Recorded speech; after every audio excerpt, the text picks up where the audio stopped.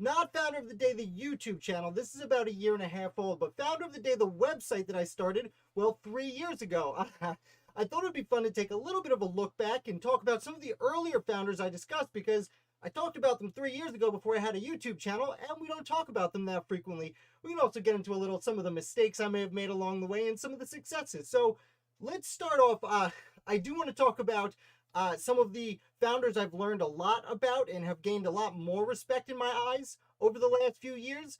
And I do want to take a look at, like I said, some of the earlier founders. And I'm a little out of breath. I just ran downstairs to get my water. I almost forgot it. And some of my most successful articles. So come with me if you'll humor me. Thank you for coming. And I also want to give a big shout out to all my Patriots on Patreon who help make this channel possible. If you want to help support Founder of the Day 2 years, 4, 5, and 20, make sure you go over there, help me offset some of the costs of running the website. Thank you so much. So let's take a look. Everyone popping in, thank you so much for coming. We're going to take a look at a few different things. I thought it would be fun to start off over here taking a look at some of the earliest articles I published. Now, when I started Founder of the Day, just a little background, I was scolded by my father, actually, who told me, I have all this knowledge, why don't I share it with people instead of, my family who didn't care about history. And I decided to come on the internet and share with you who do care about history. So looking back, 3 years ago, I wrote a bunch of articles because when I launched the website, I didn't want to just write one article. I launched the website with, I believe it was like 8 or 9 articles. And well, let's take a look. I got a few out of the way, and you'll see I scrolled down to the bottom of my archives here. You'll notice the date is January 30th because I started the website before I launched it, of course, and I wrote some articles beforehand. So I technically launched March 4th. Hi, Misfit. Thank you so much. It's a big day. George Washington, obviously. Thomas Jefferson, obviously. John Adams, Ben Franklin, James Madison, and Alexander Hamilton were all written in February. Now, these are what I call the Big Six, and you may have noticed that was one of the articles I wrote. These are the worst articles ever written about these 6 people. And the reason is I was trying to write about lesser known American founders, as you well know. And these guys are pretty well understood. But I couldn't start a website about the American Revolution without mentioning these people at all, especially because when you're building a website, you want to be able to link to other parts of your website because it helps Google think you're worth Googling and boost you up. So I wrote these. Don't read them. They are the grossest minute summation of these very important people. Also, before I even launched, I wrote about the Big Six, as you may very well know, what I call these people, these 6 gentlemen, who most people refer to as the, quote, Founding Fathers. It's a term I still use to this day. Very interestingly, I came up with it while I was starting the website. I said, this will be fun. Maybe people will click on this. And I really ran with it because 3 years later, I'm sure at least 3 of you who are on here right now, the handful of you who are watching, have heard me call it that. I also wrote who was the last founding father. We're going to come back to this in a little bit. And I also wrote, again, this is before I launched, I wanted to write about at least one kind of random person, William Bingham, who I know living just an hour north of Binghamton. His name is a little bit more familiar to me, but he was a major funder of the Revolutionary War. And I've actually written about him since. You'll also notice John Jay and Robert Morris, the first Chief Justice and the Founding Father we're supposed to know.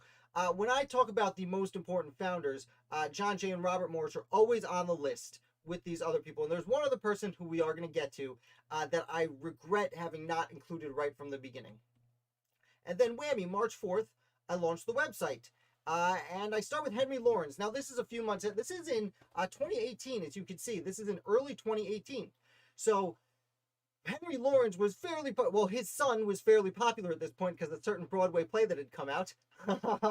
And Henry Lawrence himself was an extraordinary character and a very interesting member of the Revolutionary generation, who I do talk about pretty frequently. William Whipple is someone I wrote about, knowing later on I would write about his slave, Prince Whipple, who has a fascinating story, and I do discuss Prince a little bit in this one.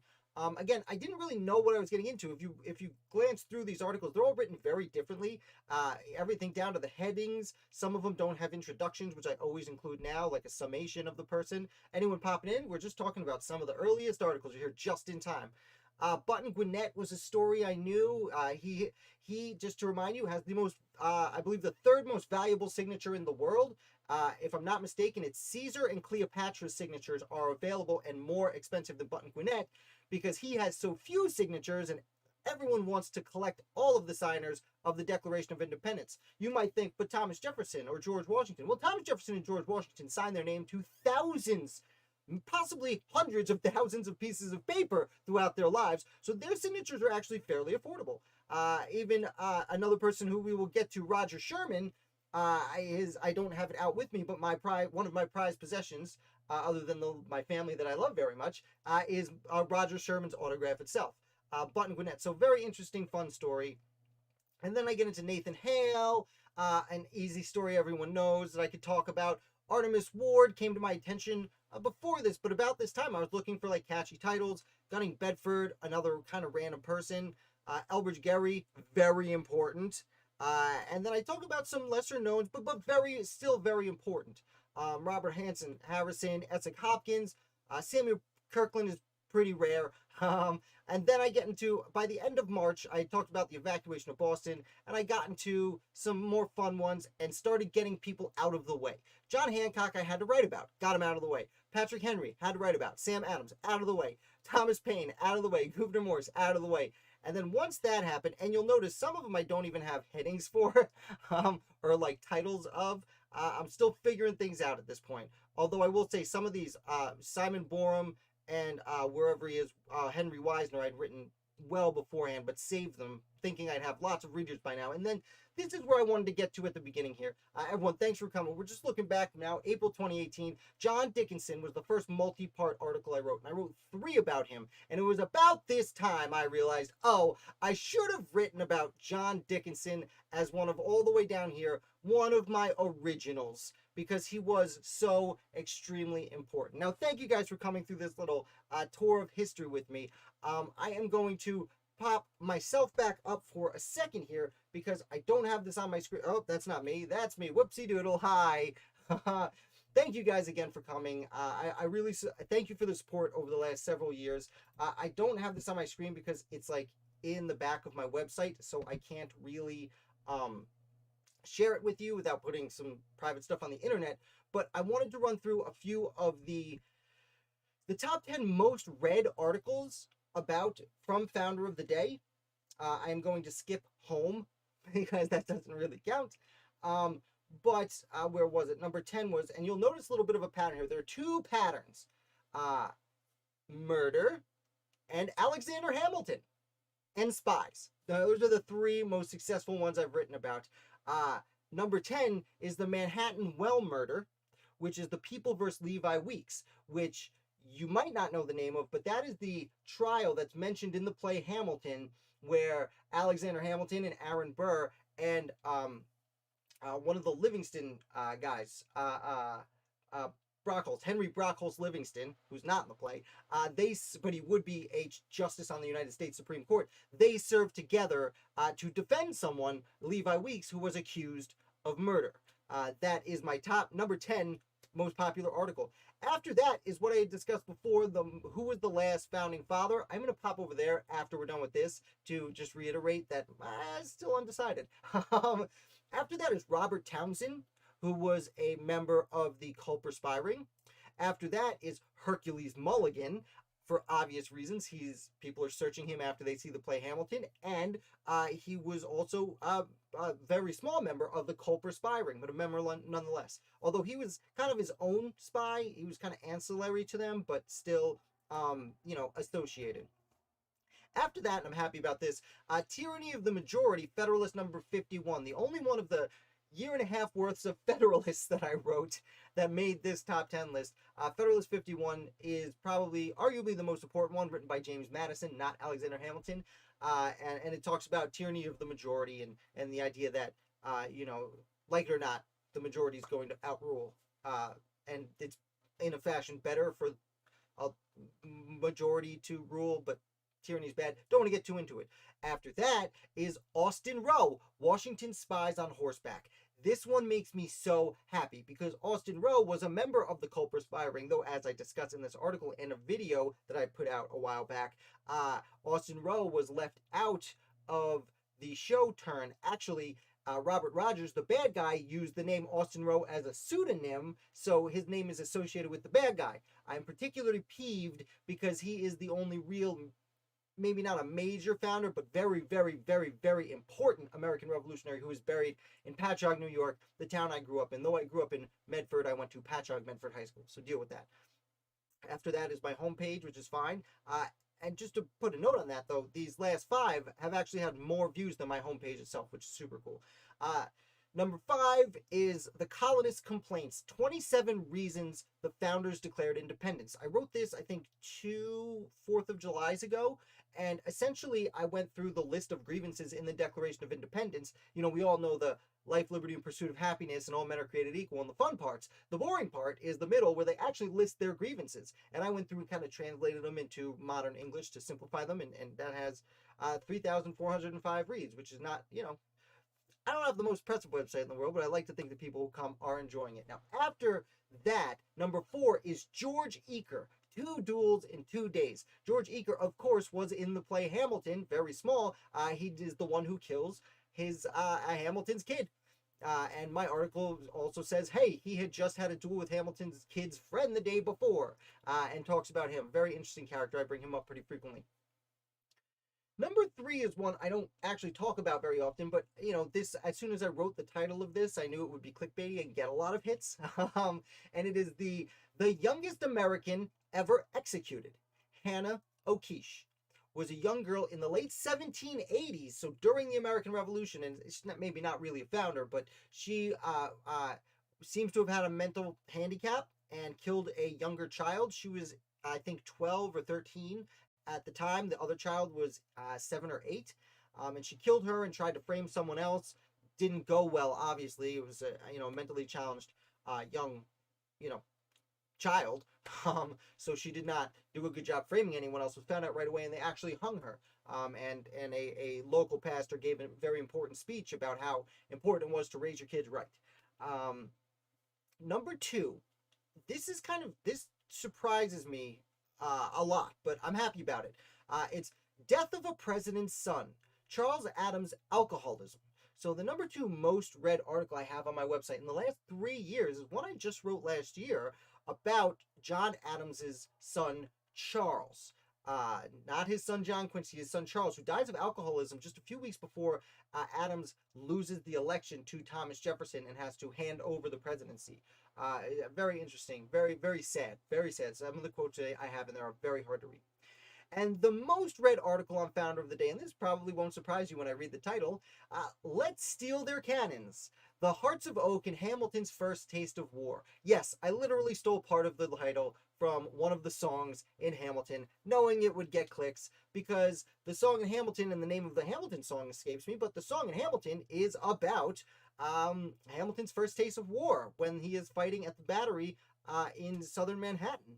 And now, I doubt Hamilton actually said the phrase, let's steal their cannons, but it is a good way to put what Hamilton did. And I talk about that. I mentioned Hercules Mulligan was one of my most read articles. Hercules Mulligan, I don't remember the exact quote, but I remember reading his notes, a letter that he wrote about the subject, where he actually says, Hamilton, lost his gun for whatever reason, and ran up and basically took Hercules Mulligan's gun and went back out, and then when Hamilton returns from the fire, Mulligan's like, hey, where's my gun?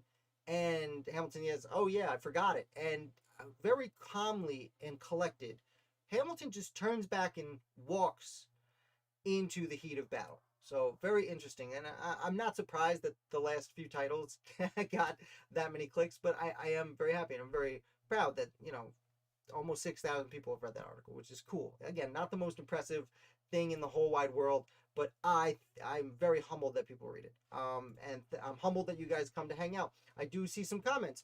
Misfit, so the musical helped me astronomically. That is, yes, fair enough. I wouldn't say I'll be honest, I had not listened to the musical because I didn't want to hear it before I saw it. Eventually, I realized I was never going to see it. So while I was writing the first few articles we talked about earlier, the Washingtons and Jeffersons, the easy ones, I was getting out of the way. That's the first time I actually put on the musical and listened to it. And then that slowed my progress down a lot because I was like, oh my God, this is so good. Treehouse Creative, thank you for coming. I'm guessing that would be a normal, I'm guessing that would be most read a lot. We've seen Charles Adams brought up a lot with stuff on LGBT history, at least among members of the LGBT community talking about history. Very interesting. I did not know Charles Adams' name was associated with the LGBT community. I will have to ask 18th Century Pride. I go on Instagram and follow 18th Century Pride. They are producing great work over there. They also have a website that focuses specifically on that subject. So if the LGBT community in the Revolutionary era is something you're interested in, Treehouse, definitely go follow them and read theirs. Hi, John Adams. Thank you so much. Their article. Oh, okay. The article. I didn't know they put out an article about that subject yet. I am sorry, I'm behind. There is a lot of American Revolution content out there to keep up with. Let's see. Thank you guys for coming and commenting. So that's a quick review of my most popular articles. Very cool. Again, there were themes of death was a pretty big theme. Alexander Hamilton was a pretty big theme, and spies were a pretty big thing. Thank you so much, Mr. Adams. Thank you for coming. Everyone tuning in. We're just talking about some of my most popular articles, and we talked a little bit about some of the earlier articles I'd written. Like I said, that was mostly based on I was challenged by my father to stop keeping the information to myself because I was reading about all these obscure revolutionaries and telling my dad and my spouse, who just didn't care at all. And that's why I started the website. The YouTube channel is only a year and a half old, but the website is significantly older. I did not mean to click on that. I am going to pop back over here and go through my a list. Every year I've been putting out in August for fantasy football season my list of top 100 founders fantasy draft. How do I say it? The annual American Founders Draft rankings. They change every year, believe it or not, and it's because I learn new things about people every year. Thank you, Tara. Thank you so much. Yeah, you get it, Mr. Adams. You definitely understand. So this is a subjective list, but I'm only going to bring up this year's, which again has changed. Oh, you're not, Ashley. Came in. I did run through some of the most popular articles I've had. Again, not to repeat myself for anyone popping in, but Hamilton, death, and spies. Everyone seems to click on. So I need to write more about those. And I also, okay, I'm going to pop this over here. Pop this back up again. This is this year's rankings. Nothing really outlandish at the beginning. I should note, I always have George Washington at top. He was the first citizen. Ben Franklin was the first American. This is the order I do view them in importance. Sorry, Madison fans. But I want to make something of note. I had mentioned before when I was showing you the earlier articles I wrote. John Dickinson. When I got to write about John Dickinson in April of 2018, it was the first time I wrote a multi-part article, and it was 3 parts, and I realized then I should have put him up. And again, I had Jane Calvert on 2 weeks ago, and I'm actually going to have Jane Calvert back this week to talk a little bit more about John Dickinson, because I've learned over the last 3 years, learning about the American Revolution, that John Dickinson was so unfathomably important to the American cause. It's almost impossible to describe. That's why we're so lucky that Jane Calvert comes on to talk and hang out with us. But he is, at this point, what I've learned over the last 3 years, the most important thing I've learned is the name John Dickinson. I, of course, knew the name John Dickinson. I knew a lot about John Dickinson, but the more I learn about the American Revolution, the more his name pops up in places you don't expect it. I did, right at the beginning, know about John Jay and Robert Morris, though their names should be familiar to everyone. If they're not, definitely learn more about these 2 people. Roger Sherman also, this is a subjective list, and he has a special place in my heart, but he did sign all 4 of the major documents of the Revolution, the only one to do so.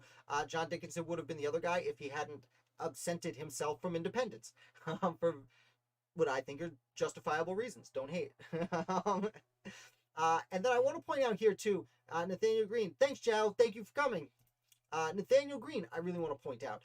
He's made his way up this list. Now, he might be a little too high on this list. Again, it's subjective. But Nathaniel Greene, I've really come to learn, without Nathaniel Greene's efforts, especially in the second half of the war, there may not have even been an American victory in the war. Of course, there were thousands of troops serving under him. There were other generals.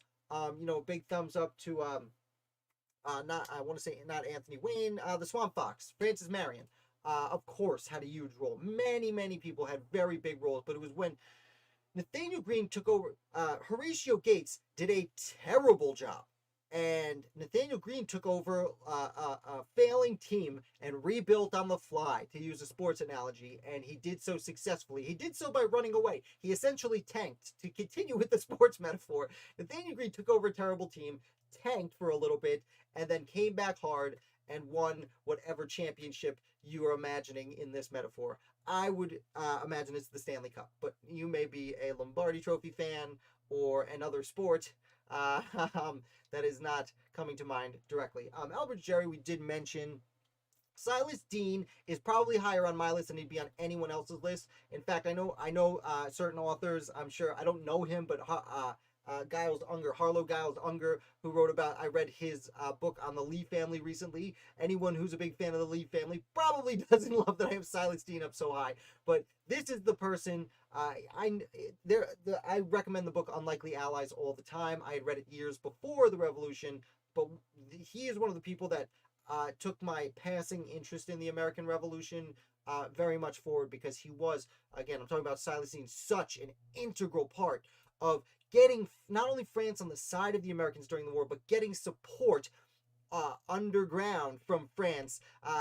Both the generals, we give Franklin a lot of credit. Silas Deane is the one who got us Marquis de Lafayette. I'm sorry to say that. I had to break any Franklin fans' hearts. Franklin had arrived by that point, of course, but Silas Deane was the one sending us arguably too many generals from France. But just, I cannot stress what an important person he was. And years later, I still have him up this high on the list because he still maintains that despite all these other people. Again, Patrick Henry, important. James Monroe made his way pretty far on my list. He's the 5th president for a reason. He did a lot, from being wounded in the Revolutionary War as a teenager all the way to being president during the era of good feeling. Just gigantically important. And then most of these other names you'll probably recognize. And I'll pop up, and then I do want to pop over here to the last founding father. So this is one of my most read articles, and it's one of the first articles I published before I even launched the website, which is really interesting. It's the only one of my original articles that is in the top 10 most read. Again, I guess I got that clickbait done right off the top. Now, I do give a shout out to James Madison right away, because he does live to be until 1836, so he outlives most of all the other major founders, the quote founding fathers. Charles Carroll of Carrollton often gets the shout out because he was the last signer of the Declaration to die at age 96. There's also, I did give a shout out for seemingly no reason to Jefferson and Adams, who died on the same day, the 50th anniversary of the Declaration of Independence, of course, though, again, this was an earlier article. Madison obviously falls into the founding fathers list, and he lived longer, so, again, I was new at this point. I do mention Andrew Jackson, who lives longer than any of these guys, but as I would say years later when I wrote about Andrew Jackson, he does not count as a founding father, because there is an age of Jackson in American history, and he counts as being part of that age. There is obviously overlap, and he did get slashed in the face by a British soldier as a teenager, a 13-year-old, I believe. During the American Revolutionary War, but he doesn't count. I do give a shout out to Aaron Burr, who is sometimes considered one of the major founders. He also lives to 1836. And then I finally land on John Quincy Adams. I'm going to pull myself back up here. This is super subjective. John Quincy Adams, was he an American founder? I don't know. He was right there before the age of Jackson, and he actually, after being president, would spend like 17 years after his presidency serving in the House of Representatives. So, kind of age of Jackson, but This was a person who served as an ambassador to President George Washington and President John Adams, and for a little bit, President Thomas Jefferson. And then he went to the United States Senate during the years of Thomas Jefferson. And then he was in the Secretary of State for James Monroe during the era of good feeling, when James Monroe had the Monroe Doctrine, which was written by John Quincy Adams. And then the controversial election of 1826, I want to say, am I 28? The 1820s, the controversial election, the corrupt bargain made between allegedly John Quincy Adams and Henry Clay, an up-and-comer who again falls under the age of Jackson. I do consider John Quincy Adams really to be the last of the founding fathers. Granted, his father was literally a founding father, but he is really the culmination. It's tough. Personally, since this episode is mostly about me, what I feel the American Revolution ends is when the Marquis de Lafayette comes back to the United States for his grand farewell tour. He had left the United States for 40 years and gone and revolutioned in France, and then went to prison in France, and then kind of took a backseat to Napoleon in France, and then spoke up a little bit at Napoleon in France, and then eventually comes back to the United States and does this grand tour. And he comes back during the era of good feeling, about the end of the era of good feeling, invited by President James Monroe. And he tours every state, and at that point I think it was 20 or so states it had grown to in the 1820s, and it was during the presidency of James Monroe that Lafayette comes back. And Lafayette tours all the states and comes through every town. My little town outside Syracuse, New York, has a sign on Main Street that said the Marquis de Lafayette stopped here for a few minutes on his way through to Syracuse. People who lived in my small town, it's a small town now. It was a very small town of a couple hundred people, maybe, in the 1820s. And he came through, and the people in my town, former soldiers of the Revolution, went out and saw the general, the adopted son of George Washington, come through their town. And they could literally say goodbye to the general, to Lafayette, and to the Revolution. And then he would leave their town, and he went through almost every town in the United States where people could say goodbye. And by the time he got back to take his boat back to France with some dirt from Bunker Hill to be buried under in France, John Quincy Adams had taken over as president. And the revolution was over. We won the War of 1812. We'd been through the era of good feeling. We were ready to move on to the next generation.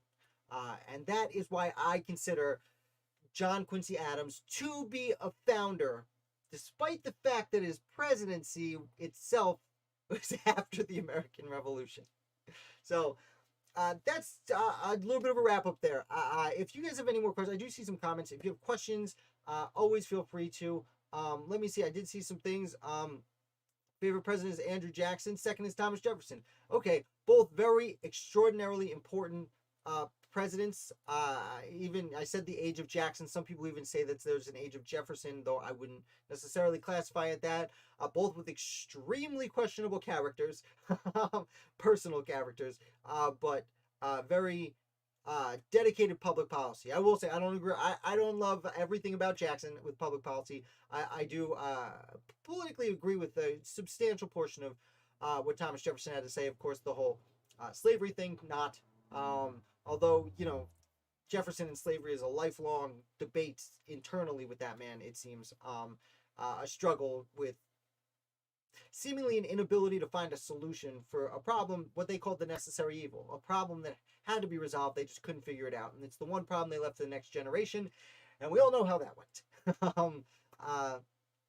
See, which of the founding fathers defended militias even after the revolution and opposed to a standing army? Chow, I believe it's pronounced Chow. You should definitely check out my Brutus essays.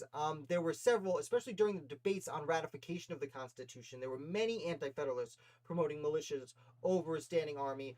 We spoke about it recently in some of the live streams. Now, I do cut apart my live streams, my weekly wrap-ups on Sundays, and I put them out in segments, one each day of the week, except I'm withholding the Brutuses until I get through all 16 Brutuses, and I will release those, and I will point you to those for a more thorough discussion on that topic. Thank you for asking. I live in a small town. Not much to do here. Well, there's plenty of books to read, man. I thought we lost the War of 1812. No, no, we won the War of 1812. And then Andrew Jackson had his successful battle at New Orleans, but word traveled very slowly back then. They didn't know the war was over. Treehouse definitely depends who you ask, for sure. One of the things I like about this channel and looking at all these random, more lesser known founders is we get to see many points of view on the same topics, which is a lot of fun. Treehouse Canada would say they won because they didn't get invaded. Well, they did get invaded, and British came and we ran away. We did get in there once. We tried. Well, there was a second attempt. It wasn't even close to being successful. Canada, if I'm not mistaken, I read this. It's been a while since I looked at the Constitution. I'm pretty sure that Canada is pre-approved to become a state in the Union, and we did try and get Canada on our side. Canada was a colony of Great Britain, much like Georgia didn't come on board for the First Continental Congress. Georgia would come around for the Second Continental Congress. Canada stayed up there. We need to keep in mind that Canada had been French for 150 years. And then there was the French and Indian War, what they call worldwide, the 7 Years' War, and Britain just took over Canada. And everyone there, 15 years later when the Revolutionary War broke out, was still French. They still all spoke French. Not like Canada now, where only Quebec speaks French. No, everyone in Canada was pretty much just speaking French at the time. One of the complaints in the Declaration of Independence, or that the people of especially New England had, was against the Quebec Act. One of the intolerable acts was the Quebec Act, which said, hey, French Canada, you guys can still be French and Catholic. And Puritan New England did not like there being Catholics in their Britain. Granted, as soon as things started getting heated and the colonies from the South joined, they were not, so they didn't, Catholics were still treated basically as second-class citizens, and it would get worse for them later on in American history. But, there were, look, Charles Carroll of Carrollton that we just mentioned was a Catholic and signed the Declaration of Independence. Fitzsimmons was a Catholic who signed the United States Constitution. So there was progress being made, and the people of New England quickly lightened up. And in fact, over the ensuing years, that's one of the reasons we have freedom of religion in the First Amendment. Many people were worried about how intense some of the New England colonies were when it came to the whole being angry at French Canada for their religious beliefs. Let's see. I know I'm missing something. Thank you for all these comments. This is a lot of fun. A lot of people would say we won because of British back again. Yeah, exactly. Who won the War of 1812? The Americans did. The Americans did. So after the Revolutionary War, there were several reasons the War of 1812 broke out. But a major one was after the Revolutionary War, we signed a treaty. And it said the British would leave the forts that were now in United States territory, and they didn't. And then John Jay, under the President Washington's administration, 10 years after the war ended, went there and signed the Jay Treaty, which essentially said, hey, do what you said you'd do in the first treaty. And everyone was really mad at John Jay for, not being harder on Britain, though he wasn't in much of a position to do much of anything. And then it's okay, because while he was in Britain, he became governor of New York anyway. Just a side note for John Jay, for his importance, sitting Chief Justice of the United States took a boat to Great Britain where he signed the Jay Treaty to get the British out of the forts that were occupying American territory. And while he was Chief Justice and in Great Britain, was elected governor of New York. And just to put a note on how important states were at the time, John Jay, a Federalist who wrote some of the Federalist Papers, he got sick and didn't write many of them, but he wrote some of the Federalist Papers. He left the position of Chief Justice of the United States Supreme Court to become governor of New York, because it did seem to the people at the time as a more important position. After the War of 1812, along with an issue of impressment, which was the British were capturing American ships and taking their soldiers. They would let the ships go, but they would take some of the soldiers and say, you're British, aren't you? You're going to serve in the army now. And the Americans didn't like that. And that, plus the fact that they hadn't honored everything in those first two treaties, led to the War of 1812. We did not get Canada like we again thought we might. But we did end up leaving the War of 1812 with essentially the same borders, but the British started respecting certain things like fishing rights off Nova Scotia, and the fact that they were not occupying our time anymore. And ever since the War of 1812, America and Great Britain had a treaty that still stands to this day of peace and friendship and trade.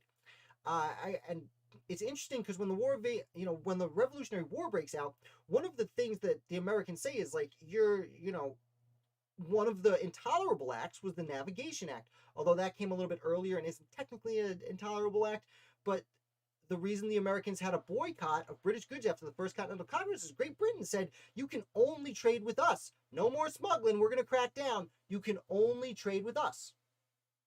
And the Americans said no for a while, but then after the War of 1812, we start trading with Great Britain again because Great Britain was so important to American trade. They had been the main trading partner, even though it was one country for most of that time as a colony.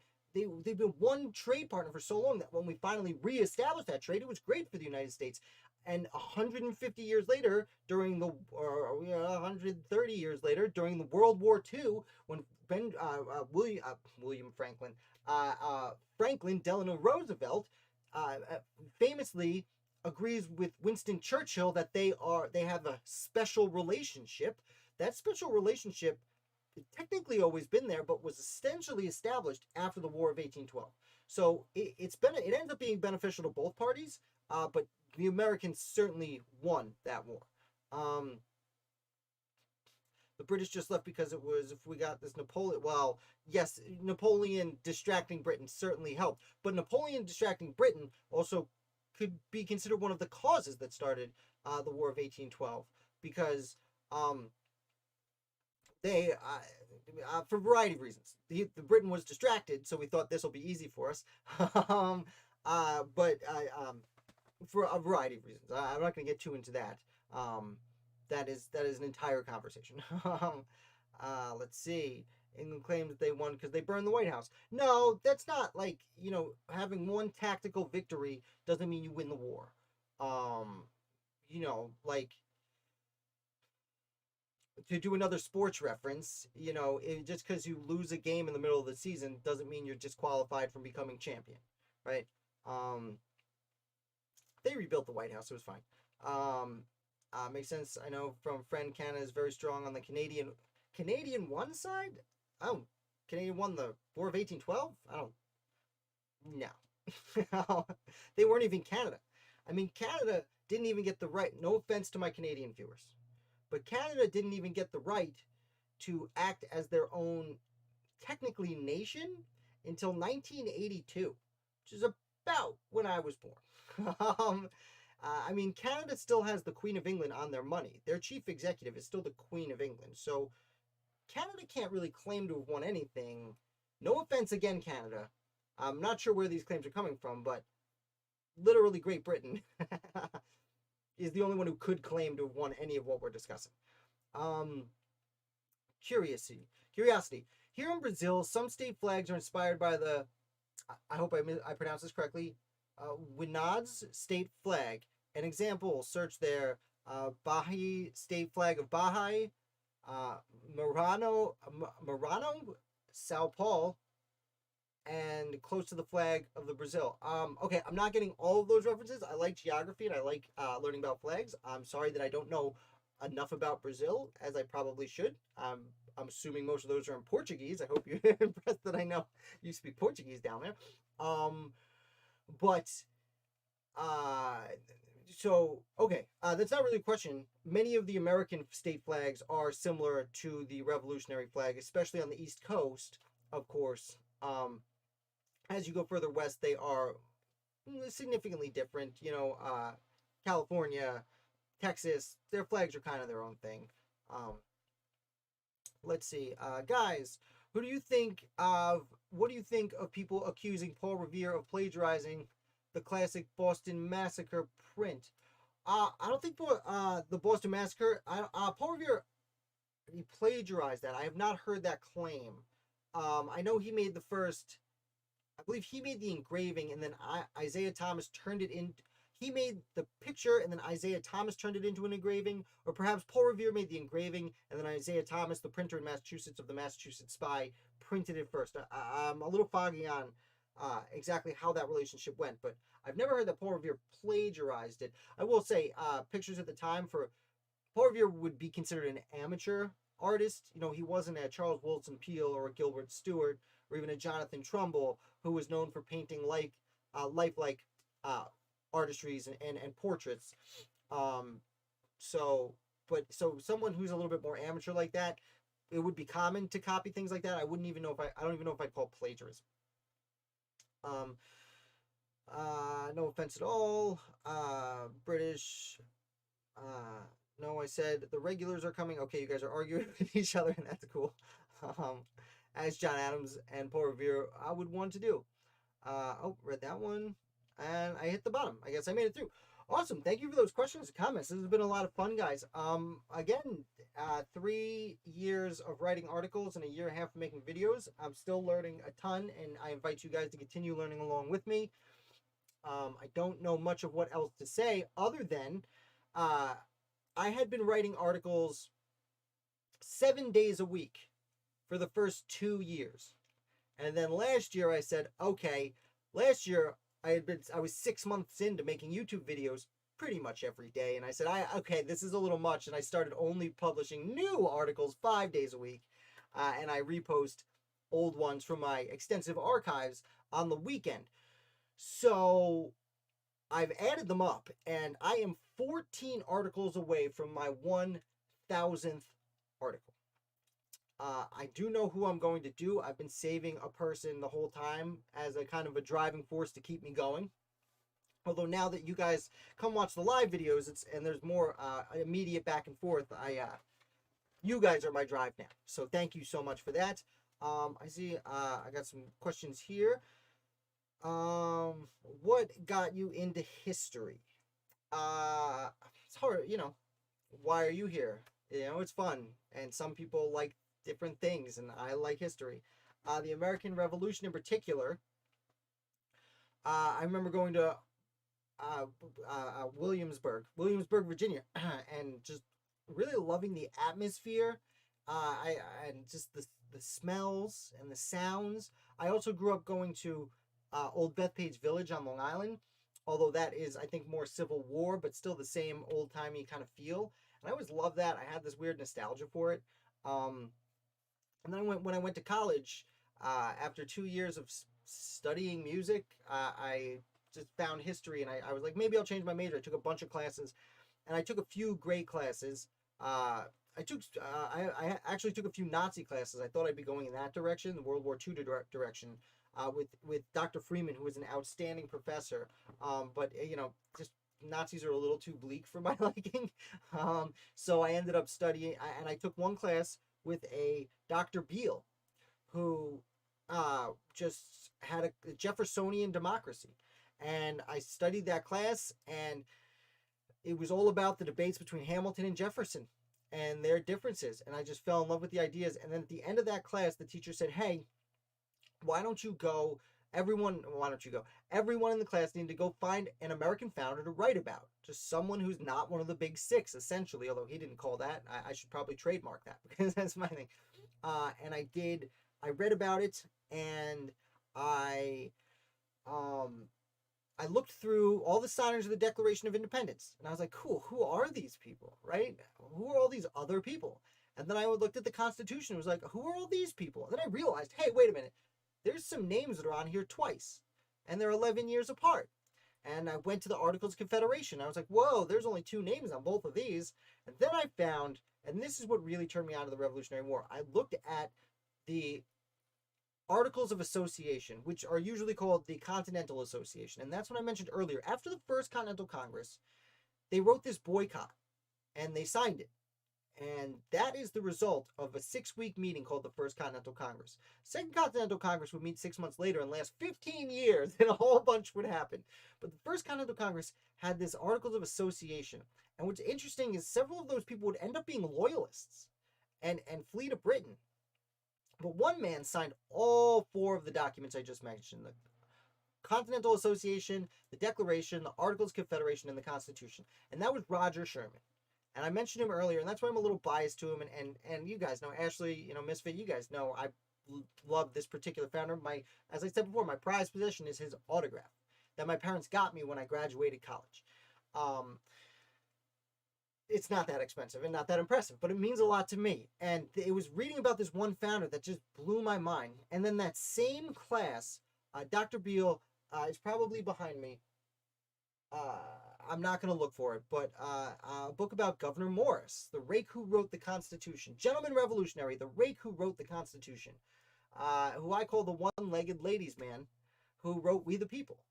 And between that book and learning about Roger Sherman, I had this huge fascination, and I spent 15 years just reading these books, and there's about to be more because we had a leak downstairs, so I had to get my books off my shelf, and now that I'm putting them back, I'm like bringing all my Rev War books so I can turn around and grab them. and I spent 15 years reading about that. I started playing Sporkle, literally, that we play Fridays. For those of you new here, come Friday at 8:15, we play trivia.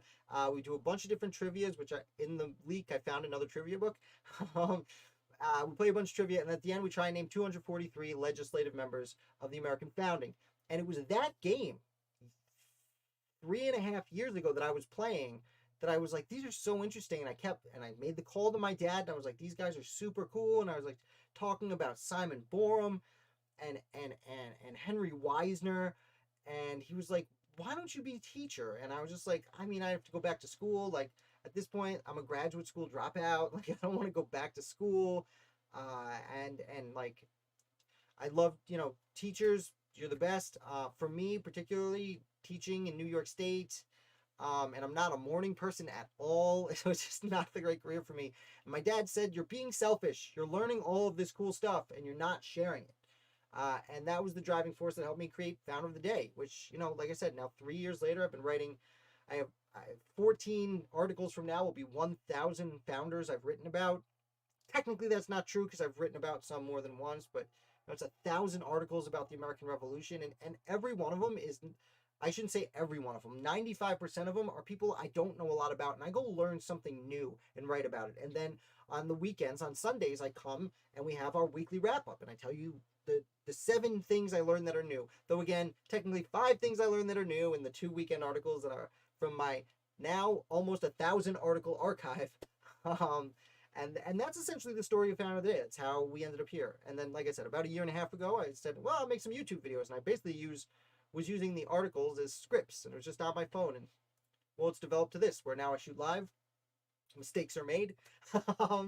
And we have all these fantastic people who have started agreeing to come be interviewed on the show. And I'm trying to look at it less as an interview, more as like a podcast where we kind of just chat about founders we particularly like.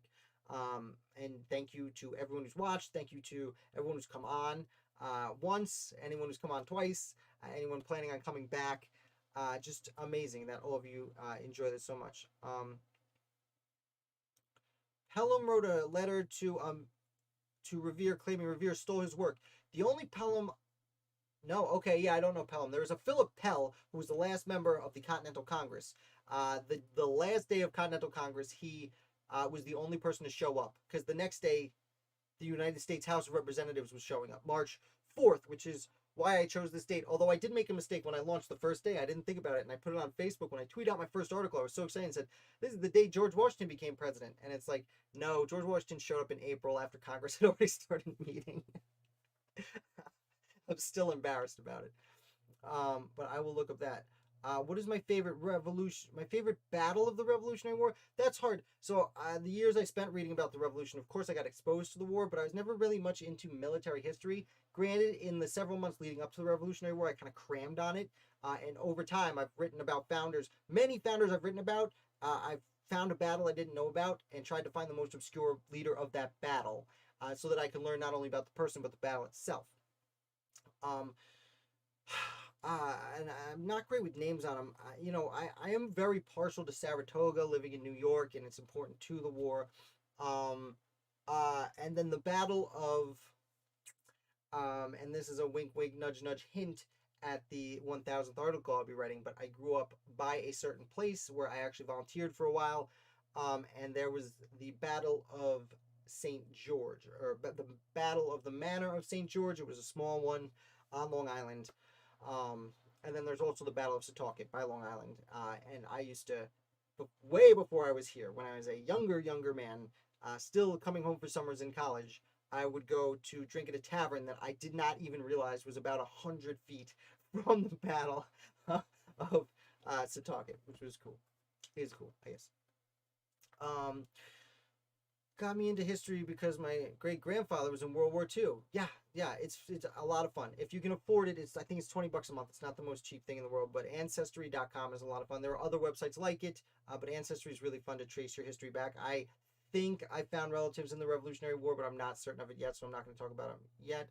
John Adams, I'm never going to be a teacher. If I was, you would not see me. I'd be teaching other people. So this is the closest we're going to get. I prefer to be I wouldn't even call myself a teacher, a medium of exchange through which what I study about the American Revolution, I can throw your way. You pretty much wiped my fries out. Yeah. You know what, guys? Also for trivia, if you can come up with other ways, I have a few other things. I'm trying to figure out ways to give it out where it's not just Ashley and Misfit winning every time. No offense, you guys. I'm really proud you do it. But I'm trying to revamp trivia as best I can to make the prize a little more fun. I'm not sure what to do. What do you hail as the first casualty of the American Revolutionary War? That's difficult. I mean, the Revolutionary War itself, the battle is Lexington and Concord. A bunch of people died that day. So really, anyone who died that day, no way to know who was first. Those are really the first casualties. Of course, people do reference the Boston Massacre and those casualties, which were certainly an impetus to lead up to the war and made people not happy, which helped cause the war. But I don't know if that counts as a casualty of war. Innocence. Okay. Yes, when Matt wasn't there, so fair enough.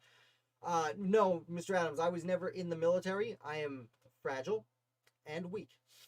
I was not. I do have relatives who were in the war. I actually have said on many occasions that now I grew up thinking I definitely had a relative in the war, though I did find out my story of being a Hessian mercenary that changed sides in exchange for a farm. Through Ancestry.com, I've essentially proved that wrong. In fact, if there is a founder I'm related to, it sounds like it's a Mennonite in Pennsylvania whose brothers fought in the war, but did sign an oath of allegiance to the young United States to verify that he wasn't planning anything shady. At a time where your honor and your signature meant a whole lot more than it might today. But I used to say that I was the only member. The war in Iraq was the only war in American history that a member of my family did not serve in, which is not great. Neither is it freezing up over there. Hopefully, I'm back. Okay. Guys, if he becomes a teacher, we'll have to find out where he works and crash the class. Please don't.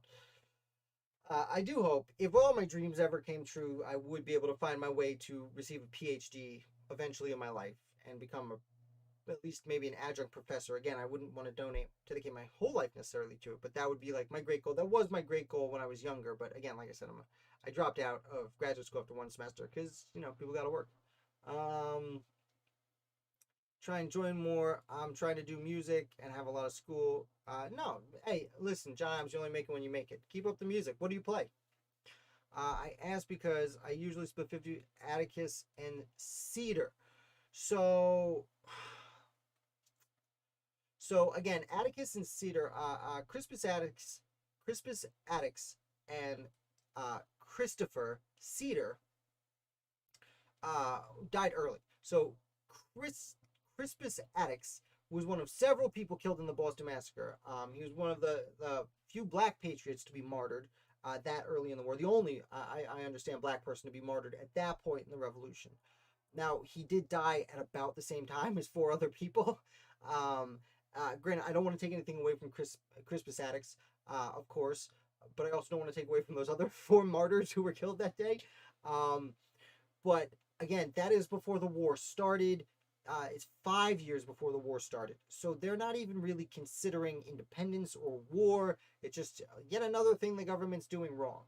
And if you were to consider Crispus Attucks, you would have to go back to Christopher Cedar, who was killed, a week beforehand? 8 days beforehand, when a riot, a mob, was mobbing Ebenezer Richardson's house, and he was scared to death because who was going to protect him and his family? The militia weren't going to make it in time. There were dozens of people literally kicking in his door and smashing his windows, and he fired a shot out his window, and it just so happened to hit a child.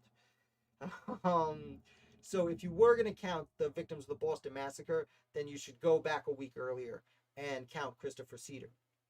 Again, I would say it was the first people killed, with the shot heard around the world, which again, we don't even know which side fired that shot, at Concord in Massachusetts. Oh, rap. All right, sweet.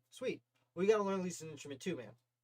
The more music you play, the better, is always my opinion. Especially if you're younger, this might not sound super cool coming from an older dude, but learn how to play piano. Technically, the piano is a percussion instrument because it hammers in the back. You can get a little keyboard to play it. If you learn how to play the piano, you will be able to understand any other instrument in the world. And as I said, it's a percussion instrument, which will help with drums and if you're making beats. So I would highly recommend all the guys, all the people I know who rapper and hip hop, all the ones who took the time, took 6 months, a year to learn how to play piano are significantly better for it. And it's never too late. I was playing music younger, but I learned the piano at 24. Is when I started playing piano. And, I'm not going to be, never play Mozart, but I can play it through some rock and roll songs. I could probably play a bunch of, actually, I was in a band. We played hip hop songs. That was a while ago, though. I'm not fun anymore. Let's see. Weird question. Why did they bury Cedar or Cider? It might be pronounced Cider. I'm sorry. I think it's German, so it's probably pronounced Cider. And the victims of the massacre together. They used cider and then even more later the massacre as a promotional tool. It was propaganda. That's why every year on the anniversary of the Boston Massacre, they would have a speech, a keynote speaker to commemorate the massacre and talk about the revolution and yada, yada, yada. So, to answer your question, I don't know why they would be buried together, but first of all, there weren't that many graveyards at the time. That is an interesting question. And you know what? I was talking to J.L. Bell to see if he would come back. That might be a fun question to ask him. So I'm gonna put that on. If he comes back and I forget to ask it, Amber, that's on you, Misfit. Put that in the comments so to make sure I remember, because I'm not gonna write it down right now, and I will forget. But that is a great question. I assume just because that's where the graveyard was and they wanted to all point to the one area and say, look, it's terrible. British, they're being so mean. Oh, Adams, you play piano. Yeah, keep it up. Keep it up. Can only help. As someone in vocals and composing can agree, piano makes you understand things 100 times easier. All right, so this is turning into a music discussion, which is fun because I've been playing music since I was 12 years old. I absolutely love it. Again, that's originally what I was supposed to go to college for, but then again, I was like, I get a job, and it was like a history degree, which anyway, I'm not gonna get out of there. Yeah, piano's where you start. My kids are a little young, but I've been sitting them at the piano since they were born, just let them bang away. Because my understanding is to really get good at music as a child, you should learn piano and then violin, because there's no frets. It helps you learn string instruments and your hearing a little bit better. The piano will let you learn rhythm, chords, and like the music itself, like music theory, which is really important, again, even in hip hop, which I know not only hip hop, I grew up playing a lot of punk rock. They don't care about it, but most people don't. They just pick up and play, which is fine, but the more you know, the better. Mr. Prez, so multi-talented. Is that me? Are you referencing me as Mr. Prez? Or oh no, Adams, because John Adams was president. I get it. I'm hip. I'm with it. I make references from late 90s movies. Cool. Well, this has been a lot of fun. I didn't expect it to be this long, but I'm really pumped that you guys came to hang out. Now that I'm thinking about it, it's Wednesday. I used to have hour-long videos every Wednesday. Unless there are any other questions, for those who have been sticking around this whole time, thanks again. Again, to the Patriots on Patreon who help For those of you who aren't over there, check it out. I don't put a ton of stuff up over there, but I do try and put extra behind the scenes content, more like this video over there. I'm thinking about releasing some of the earlier articles. When I first wrote articles, I shouldn't say this because I don't know if I still have them, but I wrote some poems. Not poems. Some of them might have been poems, but I was trying to look at it more artistically from the point of view of a founder. But then I realized like I'd have to make so many assumptions. That would be very difficult, a very big stretch. So check that out. If I put them up, I'll put them up over there. So check it out. Anything to help me offset some of these costs. I'm at the point where when I started Founder of the Day, I did look at it a little bit like a business, and I did want to make sure I was at least breaking even by the time I got to 3 years. Now, I'm not breaking even, but because of Patreon, they're helping me do things like buy the new microphone, buy the new camera. I'm about to get a Stream Deck to put here next to me. You can't see, but right here, where instead of using my keyboard, I could just hit buttons to change all my screens. And that's going to run me like $350 for a good one. Yada, yada, yada. I don't want to beg for money, but if you want to support the channel, help out, I can do nothing but appreciate it. Yeah, you know what, Misfit? I've been thinking about that. Discord hasn't been as good as it was, and we need to get it going again. So make any recommendations. I do see you and Ashley over there pumping out memes, which are super sweet. If you guys like memes, check out our Discord channel. You know what? I will put a link right now in the chat in case anyone who's new here wants to pop over, because the links only last 24 hours. So gotta go now. I'm gonna put it in there, see if it works. Hopefully it works. And we have fun conversations over there. I do put my reading of the week up, which I hope you guys read that, but also you're already reading 7 of my articles a day and watching all these videos, so why would you read it? But I do put up a reading of the week from someone else. I am about to start doing a book of the season, because books of the month are tough. I understand that. You know, it's hard to find time to read for a lot of us. So I'm going to put up a book of the season, give us each 3 months to read it, and can chat over there. That's all right, Ashley. A lot of us don't have time. It's fine. But if there's any recommendations you have on what you might like to see, what you might like to have me comment about, do you want me to post more stuff instead of retweeting it, let me know. You know, I'm open to literally any ideas. I want to make this as much of a community as we can, so we can all learn about the American Revolution more together. Now, I haven't sipped of water in an entire hour. I'm going to do it. I usually do it between each founder or between questions on trivia. This has been a lot of fun. This is not what I expected. I wasn't actually sure what was going to happen today. I figured I'd pop around, talk about some of my stuff. But you know what? For those of you who popped in late, I'm going to go back and review real quick. I'm going to go back through my top 10 most read articles. I know some of you had seen it, but let's do it. Number 10, the Manhattan Well murder, which is the People versus Levi Weeks.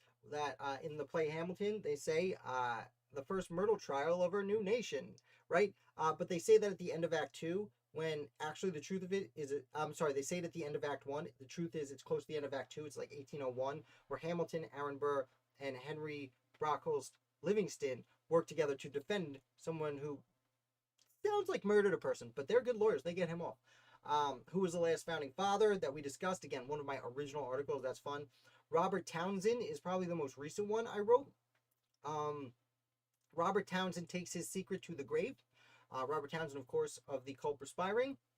Hercules Mulligan, Taylor's intelligence for the Continental Army, which I thought was clever because he was a spy, as you know, if you've seen the play Hamilton. Also associated with the Culper Ring, but not really in it.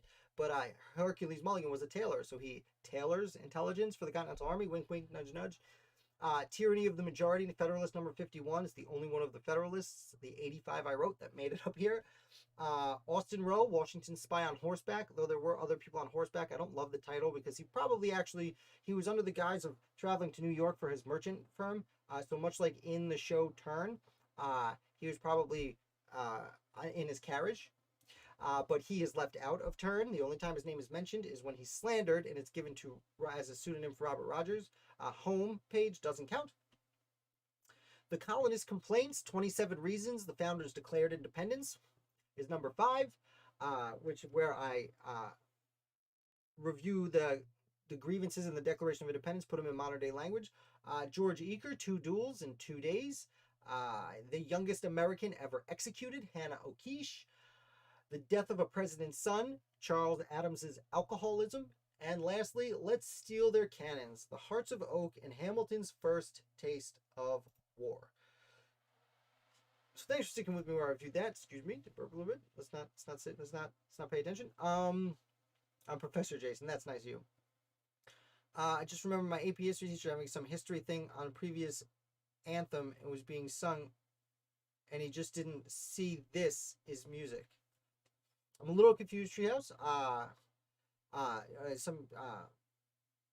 The previous anthem. I'm not sure what previous anthem you're referencing. Sorry. It doesn't work. Yeah, you can use your sister. Whatever you gotta do. There's a Discord. Yes, there it is. I put it right after you said that. Awesome. Definitely check it out. It's fun. It's on and off. Sometimes we heat up. Sometimes we don't. I suggest a book suggestion spot. Okay, I can do that. Let's do it. I mean, I can't do it right now. It takes a little bit, but I can do it. Like I said, book of the season. Definitely have suggested readings. And most of it's my fault. I need to be on there every day, and I'm not. I do fall through on social media a little bit, and that's technically social media. I will make it my goal for this year, for year 4 of Founder of the Day, is to get on there every day and post at least something, whether or not it's fun, relevant. So I am going to call it. My cats are about to fight each other because cats, and they're locked in here, so they're not breaking out. And I need to write an article because that's what I do after my videos every night, except Friday. Take it easy on Fridays. I'm going to go. It has been an hour, and usually they get a little wordy after an hour, but thank you so much. Misfit, thanks for noticing. I have been on Instagram more often. I'm posting my, the images I make for the articles. And the cats, they got out. That's not a ghost. It's the cats squeaking their way out. I'm going to go, Founder fans. Thank you again for all of this. It really warms my heart. You guys are the best. I will see you on the other side.